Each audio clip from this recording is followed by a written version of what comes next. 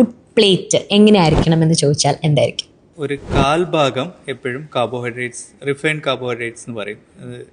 പുട്ട് അല്ലെങ്കിൽ ദോശ, ചോറാണെങ്കിൽ അത്രേ എടുക്കേണ്ട ആവശ്യമുള്ളൂ. അതാണ് നമ്മുടെ ഒരു ഇമ്പോർട്ടൻ്റ് ആയിട്ടുള്ള ഒരു കാര്യം.